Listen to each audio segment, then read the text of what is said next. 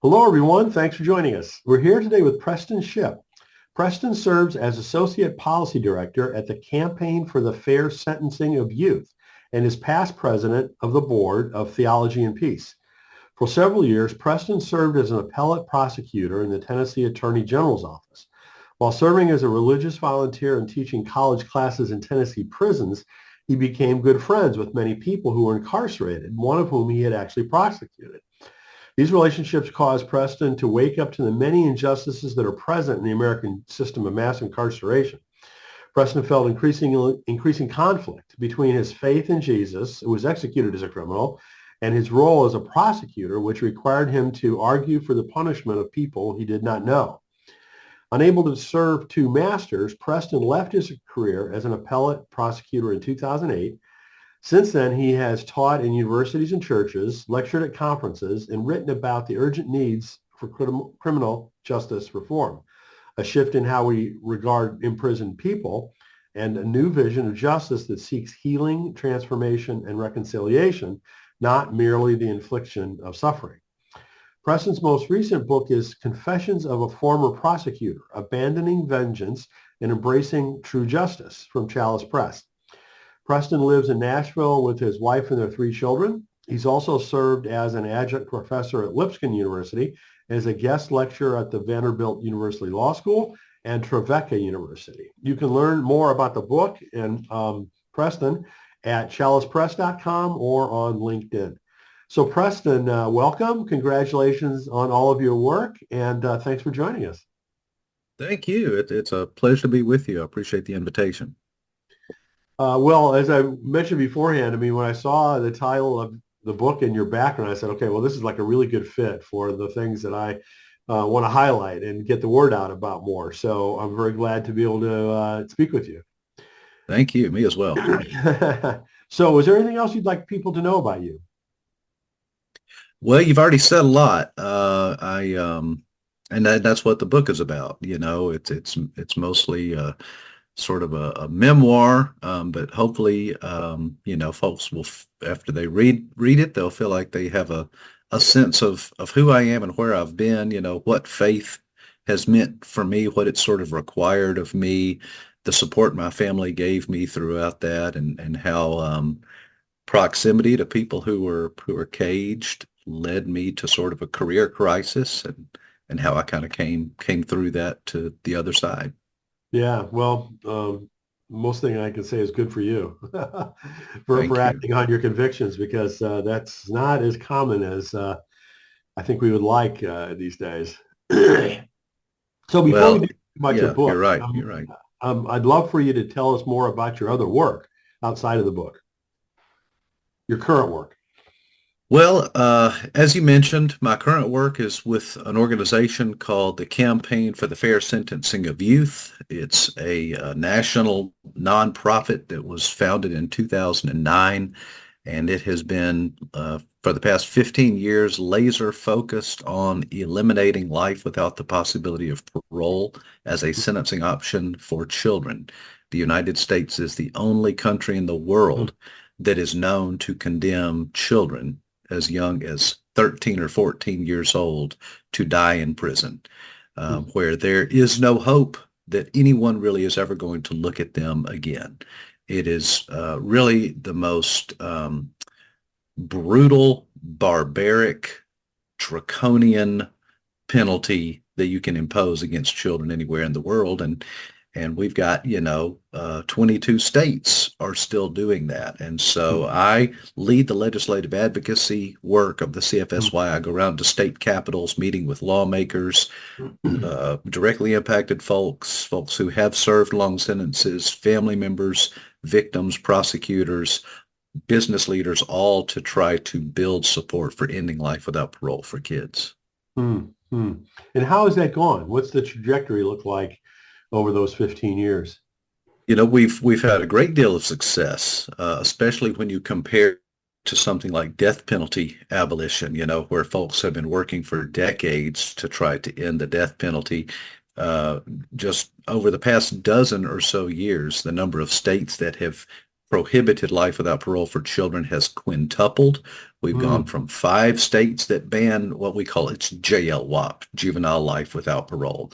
So in 2012, there were only 5 states that had banned JLWOP. Now we're up to 28 states, Mm. and we're active in several. We're looking ahead to 2025 when we anticipate legislation being introduced in Wisconsin, Georgia, North Carolina, Arizona, New York, so and some really conservative states. I'm always very encouraged when I and maybe it'll tell people that Texas was one of the first states to abolish life without parole for kids. And Arkansas, West Virginia, so I mean if it works in Texas and Arkansas, it'll work anywhere. So yeah, it's been a dramatic positive trend away from these death by incarceration sentences for Wow, children. that's wonderful to hear. I didn't know that. That's good news.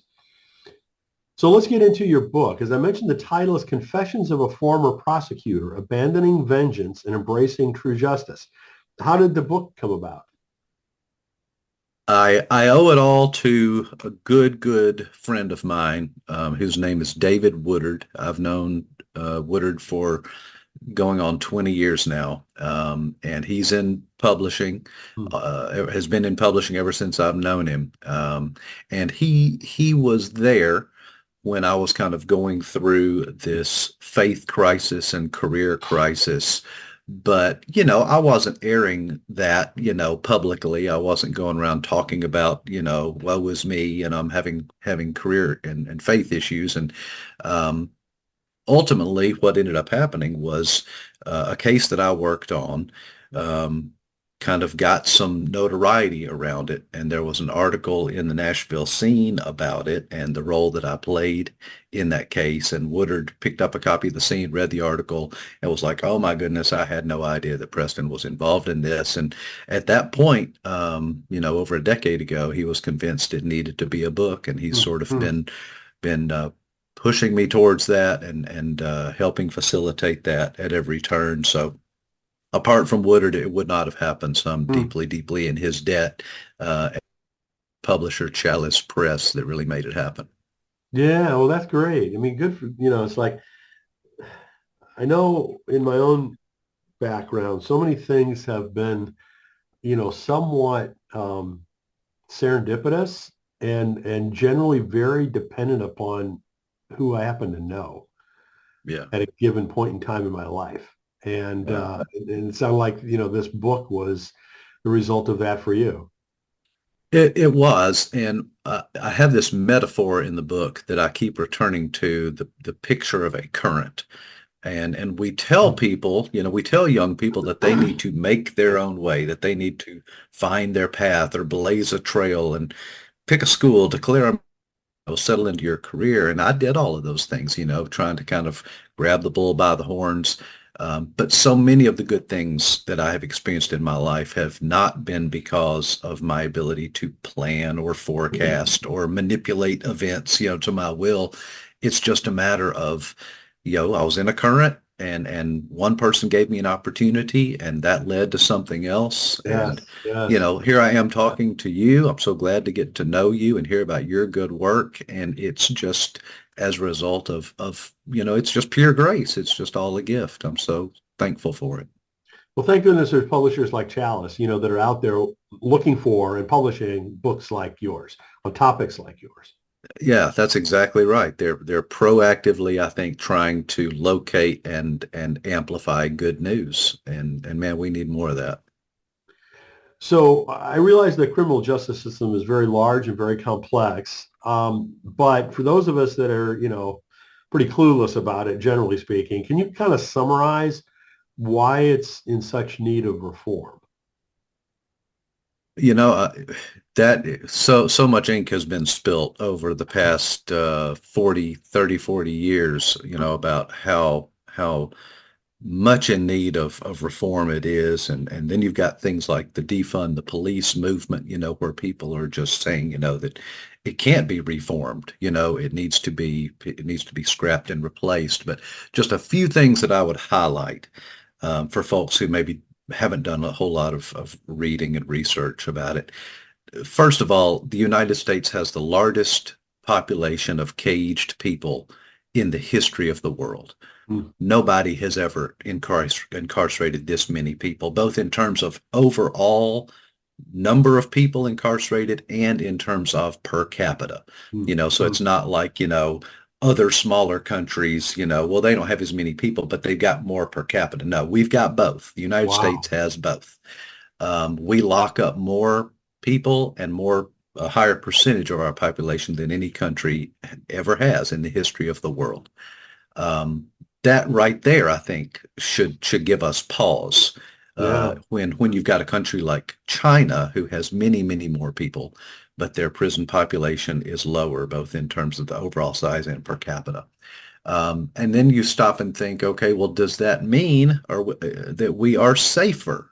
We're locking up so many people. Does that mean that we're the safest country in the history of the world? You don't have to know hardly anything to know that that is not the case. We're also the only country that experiences mass shootings on a regular basis. We're not safe in terms of violent crime and homicide rates. So right away, we've got a huge prison population, yet it is not making us safer. I mentioned, that we're the only country in the world known to condemn children to die in prison. We're one of the only, civilized countries that's still hanging on to the death penalty. And then you can talk about the separate issue of the war on drugs, where you've got, folks who have substance abuse, addiction issues. They may be self-medicating. There may be mental health issues. And instead of trying to deal with those as, public health issues, we just criminalize it. And so, part of the explosion of the prison population was due to the war on drugs that started in the 70s and 80s and ramped up in the 90s, that larger and larger numbers of people were serving longer and longer prison sentences, maybe for just possessing marijuana, or powder cocaine, and then you think about the racism that's baked into the system. My specialty is these juvenile issues. A black child is 10 times more likely to get life without the possibility of parole than a white child is. Wow. And we see that racism at every phase of the process. They're more likely to be arrested. Once arrested, they're more likely to be convicted. Once convicted, they're more likely to get a sentence of incarceration and a longer sentence of incarceration. There's so much literature on all of that, but that's just sort of a quick thumbnail sketch of some specifics. And underlying all of that, I would say, and I talk about in the book, is a spirit of institutionalized vengeance. You can call it punishment, you can call it retribution, but the underlying assumption is that when something goes wrong, and maybe it's someone being homeless and sleeping on a public sidewalk, or being publicly intoxicated, or maybe it's a very serious thing like rape or murder, or maybe it's, substance abuse, whatever. But when it goes wrong, we punish it. We punish, punish, punish. How much punishment? That's really one of the only questions we ask once a crime has been committed. Well, what's the punishment going to be? We don't ask what the person needs or why it happened or what we're going to do for the person who suffered harm. It's just how much are we going to punish? It is a matter of institutionalized vengeance. That is made manifest most, dramatically in the death penalty, but also in sentences of life without parole. And all of that, I think, needs to be called into question and interrogated, because if the very goal of the system is institutionalized vengeance, I think that we need to call into question whether that's even a legitimate goal, much less, what all is being done to produce that result. Wow. Well, as I said, even though, you've said lots has been written about, these topics. I mean, some of the things you said this first time I have ever heard of it. I'm guilty of not researching, this area very, very deeply. And so I'm sure a lot of people, just go by what they hear in the nightly news or what have you. So. Sure. Well, everybody's busy, and we work jobs and we raise kids, and we're tired and we want to relax and watch football or a movie, or whatever. And I think information fatigue is a real thing.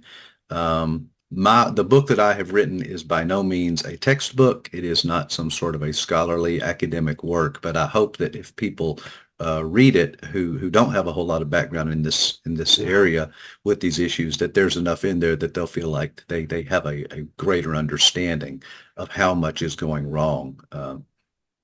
Yes. Well, I hope so too. I'd like to read from a couple of the endorsements from the book. This is from Jonathan Wilson Hargrove, who says, "I was in prison and you visited me," Jesus said. "Preston Shipp has accepted the invitation and experienced the transforming power of Christ behind bars. I'm grateful for the ways he is bearing witness in these pages." So I've spoken with other authors who have got experience that's been life-changing through different forms of prison ministry. Can you tell us what that was like for you? Well, to begin with, I didn't have to sort of invent that ministry myself. It Mm. was really something I inherited from my parents. And I talk about this in the book that my parents, especially my dad, um, from the time I was very, very small, was invested in his church's prison ministry. Mm. And so growing up, from the time I was a little bitty, I knew that Sunday nights, usually Dad was at the prison, and I knew what he was doing there. I knew that he was going in there. It was inconvenient. It took him away from our family for a night, but he was going in there because God cares about people who are locked up. And a lot of them don't have visitors, and a lot of them don't get mail, and that contact with the outside world, that affirmation that they are not forgotten, that there are people who care about them and love them, that was important. And so when I, was old enough to start going myself, when my wife and I placed membership at a church here in Nashville after I finished law school, we're filling out the paperwork to become members, and I see on there that they have a prison ministry. Mm. I also knew from my dad's example that it's not a popular ministry. Um, Folks are intimidated by it. And so I figured, whoever's doing that probably could use a hand. And Mm. so I Mm. signed up to volunteer, to go and be part of the prison ministry. And so for me, it was something that I did because I recognized, there was something that I think Jesus tells us to do in Matthew 25. My dad gave me a good example. My parents, of caring about folks who were up. What I was not counting on, I think, really was the sort of the reverse ministry that was going to happen. I think, so often when we go into those sorts of situations, we're thinking that, well, we're going to go be ministers, that we're sort of taking Jesus in there with us.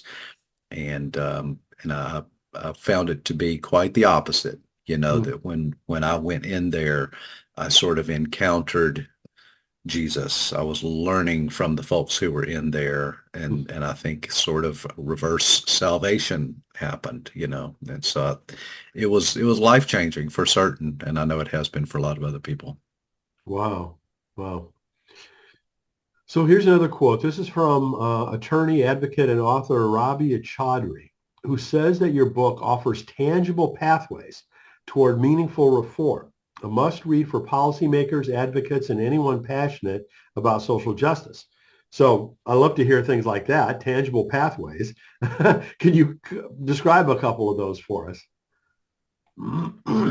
With the campaign for the fair sentencing of youth, one of the tangible pathways for reform that we advocate for is, as I mentioned earlier, ending life without parole for kids. We need to make sure that no child is ever condemned to die in prison with no hope of anybody ever looking at them again to see how they've changed and experienced rehabilitation and positive transformation. There's so many other pathways that are in need of us taking. We need to stop criminalizing things like addiction and homelessness and mental health. The United States prison system is the largest mental health provider in the country because that's just what we do. We lock up people who have mental health issues. But all of those pathways, I think, are sort of like tinkering with one aspect of an assembly line that is altogether broken. It's not like, well, if we were just better at this one thing, if we just would stop sending kids to do life without the possibility of parole, then, we've got a much better system. We're still working with a system that again, the fundamental assumption is institutionalized vengeance. And so one of the pathways for reform that I think is most important is to, again, start interrogating the legitimacy of the goals of the system. If we're just wanting to inflict harm on people who have harmed others, that's just not as compelling of a goal as we want to figure out what everybody here involved needs, and we need to try to repair what has been harmed so that people can thrive. That is much more, I think, in line with a biblical view of justice. I think that it requires a paradigm shift, and for me, that paradigm shift started when I went into prisons and was proximate to people who are caged. And so I would say for all Christians, churches, people of faith, people of goodwill, people of moral seriousness, being proximate to the people who are suffering under the weight of this injustice, that is the best pathway for reform to take, because that's where you really learn from the experts. So one thing, I'm old enough to remember when there used to be mental hospitals around, quite a few of them, and they're no longer, at least, as far as I know. There must be some somewhere, but there's certainly much less. How did that happen? Do you know why that happened?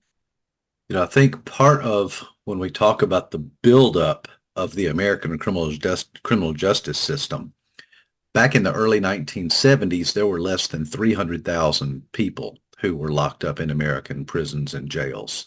And now, here we are 50 years later, and we're up over or around 2 million. Wow. Huge, huge increase. And it's because, we of what we have prioritized.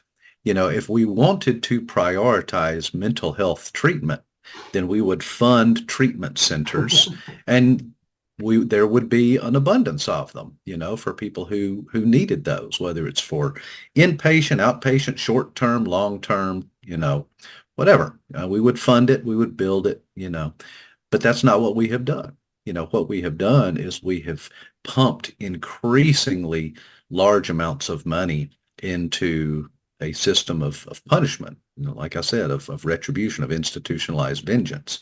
And so if that's where all the dollars are going, then that's where you're going to put the people who are suffering the effects of mental health issues or addiction issues. And then, so often with these things, if you have untreated mental health issues, and you have poverty mixed in with that, so that the folks can't just go to a doctor, like some of us could, and get maybe a prescription, get medicated, whatever. Well, then they'll self-medicate, and they'll do that using illegal substances, and the illegal substances are expensive, and so they may need to commit a crime to get money to get those illegal substances. And so we have started this horrible spiral, that ends in criminality and potentially violence, and that will send you to prison for a long, long time. And if you're being sent to prison for a long, long time, somebody's got to pay for that. So increasingly large percentages of our budgets are going to those things instead of treatment. So, it's terrible what's happened in that regard. Another area that I don't know much about, but have heard things around the privatization of the prison system and how that has been detrimental to its proper functioning. I mean, do you have a view on that? Yes, and that's just another another really, really insidious aspect of this mass criminalization, mass incarceration problem that we have, catastrophe that we've made for ourselves. Basically, what privatization is, if an entrepreneur recognizes that, my goodness, Tennessee has a whole lot of people who are serving long prison sentences, and, where are they going to put all those folks, and who's going to staff that place? What an entrepreneur, a group of entrepreneurs might do, a corporation might do, is they say, what, we'll build a prison.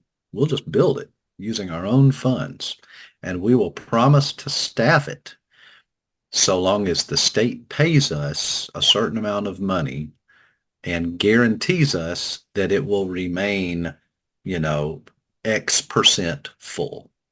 And so that's essentially what, like, Core Civic is the largest private prison corporation in the world. And so that's what they'll do. They'll build a prison. They will champion it as they'll put it in a rural area and say, look at all these jobs we're creating in this rural area. Come work at our prison. Then they'll enter into a contract with the state of Tennessee, and those state funds start pouring in. They're paying per prisoner. Under that model, every empty cell in that prison represents lost profits. You want to make sure that every cell is full. And how do you do that? Well, Core Civic can hire a lobbyist to go to the Capitol and have conversations with lawmakers about how we need to get tougher on crime. We need to make sure that we have mandatory minimum sentences, and that we have three strikes you're outlaws, and that we increase the penalties for some of these crimes. Because once those laws get passed, those laws operate as more surefire mechanisms that there's going to be people in those cells for longer and longer periods of time. And what's really insidious about it, is when a lawmaker or even a prosecutor or a judge, it's a publicly traded company. You can go buy stock in Core Civic. And so now you have your portfolio gives you a financial incentive to make sure that these people are being convicted and given harsh sentences, so that Core Civic continues to make lots of money. It also encourages to increase overhead. You want to operate that prison just as cheaply as you can. You don't want to pay the folks who work there. You don't want to spend money on food. You just want to maximize your profits. And that's why, prisons run by private companies like Core Civic tend to be the most dangerous prisons out there. Because they're not going to invest what they need to really make them safe, to really make sure that people are getting programming and receiving rehabilitative opportunities. Wow. So yet again, the drive for profit, is driving the increase in the punishment and the vengeance. It's true. It's true. You don't have to look far to find greed underneath it all. Mm-hmm. Mm-hmm. Well, what would you like people to most take away from your book? Hmm. I think that obviously I hope that people learn a thing or two about, because I do view this as an absolute crisis. When you're locking up this many people, some of them from such an early age, I think we have a crisis on our hands that we need to know about and figure out, how we can plug in and get involved. But my faith has been, when we were first talking about the book, the question was raised, well, do we want to incorporate faith into this? Because a lot of criminal justice books, that's just two totally separate categories and compartments. But my faith was such a huge aspect of how all this kind of came unraveled that I really didn't feel like I could tell the story without really digging into my very conservative Christian background and the things that the theological answers that I sort of took for granted, and what it was like to start questioning some of those prior teachings and assumptions, and what I learned when I went out there. And I would never want to discourage somebody from reading it if they're not a Christian. I hope that folks will read it, from all faith backgrounds and no faith background. But I do think that there's an opportunity as I sort of share my story, and it's a story of repentance. It's a story of there's been moments where I've been very ashamed and humiliated, and I hope that folks who read it will come away sort of emboldened that it's okay to change our minds. I think that that's one of the most important lessons that we can learn. Whether you think, well, you know what, those are just all bad people, they need to go to prison. It's okay to change your mind about that. Or, an idea that you have about your faith or your values or whatever. I think that we're at this moment. Here we are less than 2 weeks before the election. And the notion that we are open to admitting when we're wrong it just feels almost like an impossibility, even when we're confronted with facts that disprove, some misinformation that we've bought into. We and our political leaders will dig in our heels and refuse to acknowledge that we got something wrong. And I think that repentance, and I'm borrowing this from my friend David Dark, who wrote the foreword to the book, Yeah, repentance is yeah. sort of the ultimate human seriousness. That repentance is where you can really come alive, and it was hard for me, of course. I was already well into my career when I started having these second thoughts, and it's scary, it's intimidating, and it costs something, but it's also kind of like jumping off a high dive. It's like once you kind of work up the nerve to admit, yeah, I was wrong about this. I was wrong about the people that are in prison. I was wrong about assumptions I made. Maybe have had some racist attitudes in the past. That's so scary to admit publicly. But man, once you admit, man, I got that wrong. It's kind of a thrill, and you can sort of invite other people, like-minded people. And that's a big part of what I try to do on social media, is Hmm. encourage people, it's okay to think things through one more time, to sort of slow down and take in new information and not be afraid of a realization here, and then go in a different direction. It's the first word of Jesus's gospel is repent. And so always being open, we're never going to have it all right. So we might as well just be ready to acknowledge, oh, I got it wrong again. I don't know what I'm wrong about right now, or else I'd change my mind. But I'm sure there's something, and hopefully when I get to it, I'll be a little bit better equipped to once again acknowledge I had it wrong. I'm going to go in a different direction. Boy, if only our country could learn that well. You're totally right about, the importance of that and how our society's become much, much worse at that. It's a big issue. It's a big need. So one of the platforms I lead is called Find Your Next Calling, where we talk about being called to leave one career in order to go in a new direction. And you've clearly done that pretty dramatically. Can you talk about what that transition looked like in terms of how it took place and how it impacted your family? When I started teaching college classes out at the Tennessee Prison for Women, I had already been in my career for a number of years as a prosecutor in the Tennessee Attorney General's office. And once I was out in that prison classroom and I was forging relationships with these folks, some of whom were serving life without the possibility of parole. That proximity is where I started recognizing that I never ever should have been making arguments about the fate of people that I did not know. Hmm. And I never should have sat in judgment on someone about whom I knew so little, really only the worst thing that they had ever done. That's such a dangerous position for any person to be in, but especially a Christian who's been told to be non-judgmental and forgiving and to extend unconditional compassion to others. And for me to then spend my time and earn a living by sitting in judgment and arguing for punishment, it all came kind of crashing in on me, that this I had made a series of bad choices. But by that time, I had a couple of kids and bills to pay, and felt very much like Nicodemus in the Gospel of John when he goes to Jesus and is confronted by the person of Jesus. I think that we sometimes miss the sort of literary device that's happening there when Jesus tells him, this religious leader already established in his career and well thought of, Jesus tells him, you're going to need to be born again. And Nicodemus, we act like he missed the point, and I don't think he did. I think he just stuck with Jesus's metaphor and was saying, how in the world?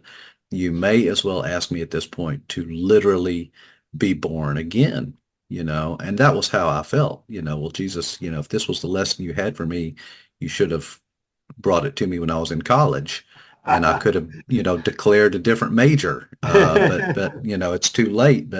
But it wasn't too late, and so for me, it was a matter of if sort of dropping back, and thinking, okay, I have to make a living. Here are the tools that I'm working with.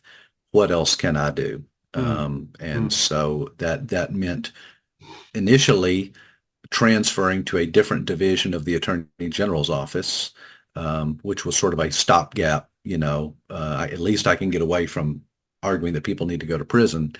And then I moved into the field of legal ethics, where I had a friend who was already kind of working in that field, and that gave me the freedom to start really thinking carefully and eventually talking about my experience as a former prosecutor. mm. And people were interested in that, because I think so often prosecutors are very reluctant to admit that they're wrong or that the system may have flaws. And so to hear from one who had sort of taken those blinders off and was willing to speak honestly and transparently about, well, here's how I see the system breaking down, people were interested in that. And so I got a few opportunities to speak and share. And again, I fell into a current, and I'm just so deeply grateful for it. But yeah, it was initially, it's intimidating, it's hard. You feel like you don't know, because you don't know what you need to do. You just have to try to trust that you are in a current, and if you'll keep your eyes open, it will take you where you need to go. Some family members and friends thought I had just completely gone off the deep end, um, but that was okay. I felt a sense of conviction, and I can't give enough credit to my wife, Charisse, who was always in my ear saying, she's a very discerning, wise, sensitive person. And so it really didn't matter if I didn't have the answers or if other people thought that I had sort of lost it. She was there saying, this is the direction that we need to be going. And so having someone like that to affirm those things, to cheerlead, to encourage, that made all the difference in the world. Amen. Oh my goodness. Well, good for you and good for her. You know what I mean? For jumping off the cliff and being able to do it. Talk about a leap of faith. You took a leap of faith. Yeah, yeah, it was. And I hope that other people who might be exploring the idea of doing something else. I remember a friend gave me a copy of Let Your Life Speak by Parker Palmer, Yes, yes. and I've quoted from that book many times. well, I started thinking about, well, where is my giftedness intersecting with my passion, Hmm. and can I put that intersection to work for the good of other people? And that was, I think, a winning Hmm. formula. Hmm. And again, I don't want to act like I figured it out. It's not like I solved a math problem. That's just not how this stuff works. But I think that is part of just kind of like tilling the soil a little bit, so Yeah, that you can yeah. receive the seed or discern the current and not, at least not kick against it. That if I'm going with my giftedness and I'm going with my passions and I'm trying to think not about making money or prestige or anything like that, but think about how could this giftedness and this passion be put to work in service of others. That, I think, then opens you up to, like, oh, now I kind of see where the current might be taking me. You don't have to make it yourself, you're in it. I think it's just kind of getting a certain mentality, asking the right questions so that you can sort of start to feel that rhythm, and see where it's directing you. Wow. Well, I hope you write a book about that, quite honestly, because Well, you're a role model, in terms of actually making that happen. It's obviously not an easy thing. Most people don't want to do it, no, right? I mean, most people aren't confronted with it as dramatically, the type of situation that you were in. I yeah, went from high tech to doing other things. That wasn't nearly as,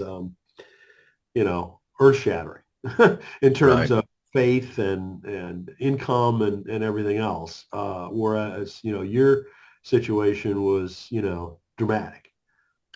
It was. I also want to add that it was also slow, Mm, but from the time that I left my job in the criminal justice division of the Attorney General's office to when I started working for the Campaign for the Fair Sentencing of Youth was over a decade. Wow. And I think that's another thing that's another hard lesson, Yeah. that sometimes we just can't see where it's going, maybe for a long time. And there were times during that 10 years, so many times when I would come home after being at the prison or after going to a conference to speak, and I would come home and I would ask Sharice, I was like, why is this not my job? I feel like this is what I need to be doing. I need to be speaking and writing and meeting other people and encouraging and plugging in. And you can't push the current, and it can be so Yeah. frustrating but then I look back over those 10 years, those 10 plus years, and it's like, well, I still had a lot to learn. I didn't need to be trying to do this work full time yet because and I still have so much to learn. It's still am learning and putting my foot in my mouth and finding new things that I'm getting wrong and having to repent of. But I do think that, the notion that, I'm just going to figure this out. I'm going to take a walk and I'm going to figure this out. That was not my experience. Well, I've read a fair amount on vocation and, calling and things like that. And people like Parker Palmer and Henry Nouwen both say the same thing as what you just did, that oftentimes it just takes time to work through and learn. Yeah. So good for Yeah. you for being persistent and persevering. So, I know you've recently launched this book, but can you talk about any plans, either for future books or other projects that are coming up for you?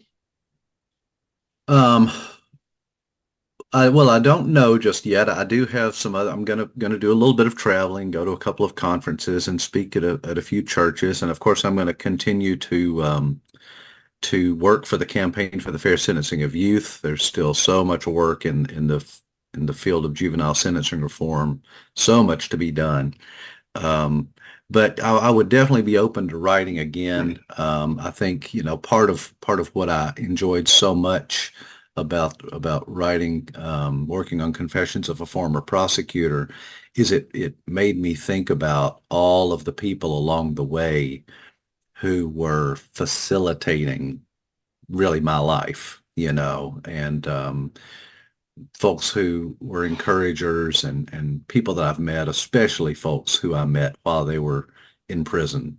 And just being able to sit down and really think about some of those stories, a couple of which I had completely forgotten about until I really started trying to put it together and thinking about the ways that different people and different experiences had shaped me.